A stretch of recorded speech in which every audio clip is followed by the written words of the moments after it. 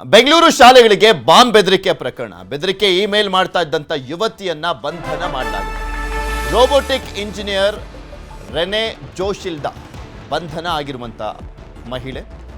ಬೆದರಿಕೆ ಇಮೇಲ್ ಮಾಡ್ತಾ ಇದ್ದಂತ ಯುವತಿಯನ್ನ ಬಂಧನ ಮಾಡಲಾಗಿದೆ. ರೋಬೋಟಿಕ್ ಇಂಜಿನಿಯರ್ ಆಗಿದ್ದಂತ ರೆನೆ ಜೋಶಿಲ್ಡಾ ಈಕೆಯನ್ನ ಬಂಧನ ಮಾಡಲಾಗಿದೆ. ಬಂಧಿತ ರೆನೆ ಜೋಶಿಲ್ಡಾ ಗುಜರಾತ್ ಮೂಲದವಳು. ಒಟ್ಟು 6 ಶಾಲೆಗಳಿಗೆ ಬೆದರಿಕೆ ಹಾಕಿದ್ದಂತ ರೆನೆ ಚೆನ್ನೈ, ಹೈದರಾಬಾದ್, ಗುಜರಾತ್ನಲ್ಲೂ ಕೂಡ ಬಾಂಬ್ ಇಮೇಲ್ ಅನ್ನ ಕಳಿಸಿದ್ಲು. ಈಕೆ ಯುವಕನೊಬ್ಬ ಪ್ರೀತಿ ನಿರಾಕರಿಸಿದ್ದಕ್ಕೆ ಆತನನ್ನ ಸಿಕ್ಕಾಕ್ಸ್ಲಿಕ್ಕೆ ಯತ್ನವನ್ನ ಮಾಡ್ತಾ ಇದ್ಲಂತೆ. ಆತನ ತಲೆ ಕಟ್ಟಲಿಕ್ಕೆ ಈಕೆ ಪ್ರಯತ್ನ ಪಡ್ತಾ ಇದ್ಲು. ಯಾವ ರೀತಿಯಾಗಿ ಅಂದ್ರೆ ಆತನ ಹೆಸರಿನಲ್ಲಿ ಇಮೇಲ್ನಿಂದ ಬೆದರಿಕೆ ಸಂದೇಶ ಮಾಡ್ತಾ ಇದ್ಲು. ಈಕೆ ಮಾಡಿಬಿಟ್ಟು ಆತ ಪ್ರೀತಿ ನಿರಾಕರಿಸಿದ್ನಲ್ಲ, ಹೇಗಾದ್ರೂ ಸೇಟ್ ತೀರಿಸ್ಕೊಳ್ಳೋಣ ಅಂದ್ಬಿಟ್ಟು ಬಾಂಬ್ ಬೆದರಿಕೆ ಇಮೇಲ್ ಅನ್ನ ಮಾಡ್ತಾ ಇದ್ಲು. ಉತ್ತರ ವಿಭಾಗದ ಸೈಬರ್ ಕ್ರೈಮ್ ಪೊಲೀಸರಿಂದ ಅರೆಸ್ಟ್ ಅನ್ನ ಮಾಡಲಾಗಿದೆ. VPN ಬಳಸಿ ಇಮೇಲ್ ಕಳಿಸಿರುವಂಥದ್ದು ಬೆಳಕಿಗೆ ಬಂದಿದೆ. 6ರಿಂದ 7 ವಾಟ್ಸಪ್ ಅಕೌಂಟ್ ಅನ್ನ ಹೊಂದಿದ್ಲು ಈಕೆ.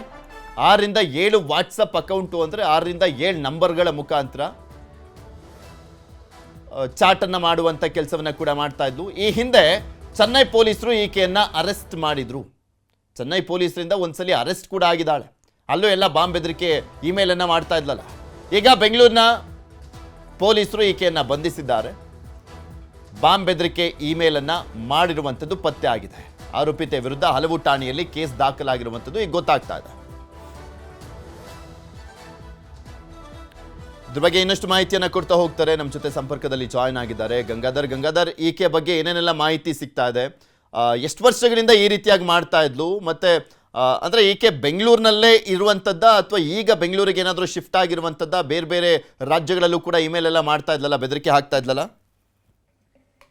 ಪ್ರಮುಖವಾಗಿ ಬೆಂಗಳೂರಿನಲ್ಲಿ ಶಾಲೆ ಆದ್ರೆ ಪ್ರೈವೇಟ್ ಸ್ಕೂಲ್ಗಳಿಗೆ ಒಂದು ಬಾಂಬ್ ಥ್ರೆಟ್ ಇಮೇಲ್ ಮಾಡುವಂತ ಪ್ರಕ್ರಿಯೆ ಇದೆ. ಅದು ಬಹಳ ಪೊಲೀಸರಿಗೆ ಒಂದು ಚಾಲೆಂಜ್ ಆಗಿತ್ತು. ಅಂದ್ರೆ ಈಗ ಆ ಬಂಧನ ಮಾಡಿರುವಂತಹ ಲೇಡಿ ಏನಿದ್ದಾಳೆ, ಪ್ರಮುಖವಾಗಿ ಆಕೆಯನ್ನ ಈಗ ಗುಜರಾತ್ ಇಂದ ಬಾಡಿ ವಾರೆಂಟ್ ಮೂಲಕ ಕರ್ಕೊಂಡ್ ಬಂದಿರುವಂತದ್ದು.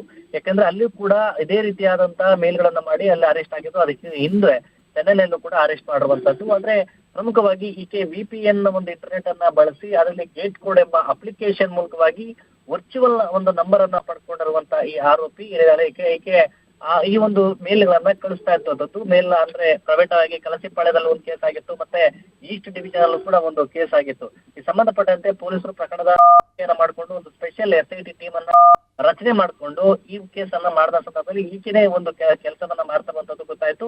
ಆನಂತರ ಈಗ ಸೆನ್ ಪೊಲೀಸರು ಆಕೆನ ಈಗ ಬಾಡಿ ವಾರೆಂಟ್ ಮೂಲಕ ಇಟ್ಕೊಂಡ್ಬಂದು ಎಂಕ್ವೈರಿ ಮಾಡುವಂತದ್ದು.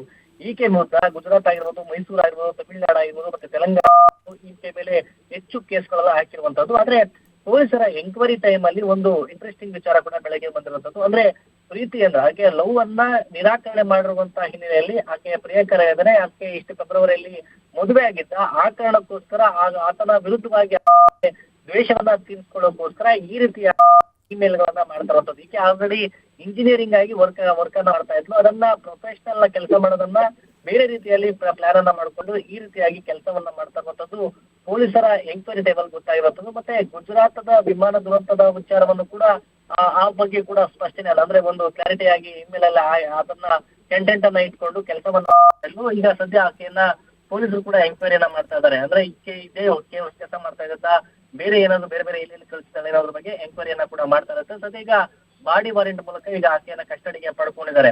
ಬಟ್ ಈಕೆ ಟೋಟಲ್ 11 ರಾಜ್ಯಗಳಲ್ಲಿ ಉಸಿರಿ ಒಂದು ಇಮೇಲ್ ಕಳಿಸಿರುವಂತದ್ದು ಗೊತ್ತಾಗಿದೆ. ಮತ್ತೆ ಈಕೆ ರೋಬೋಟಿಕ್ ಇಂಜಿನಿಯರಿಂಗ್ ಆಗಿ ಕೆಲಸ ಮಾಡ್ತಾ ಇತ್ತು. ಅದರಲ್ಲಿ ಪ್ರಭಾಕರ್ ಅನ್ನೋರನ್ನ ಲವ್ ಮಾಡೋ ವಿಚಾರಕ್ಕೆ ಸಂಬಂಧಪಟ್ಟಂತೆ ಇಷ್ಟೆಲ್ಲ ಮಾಡಿದ್ದು ಗೊತ್ತಾಗಿದೆ.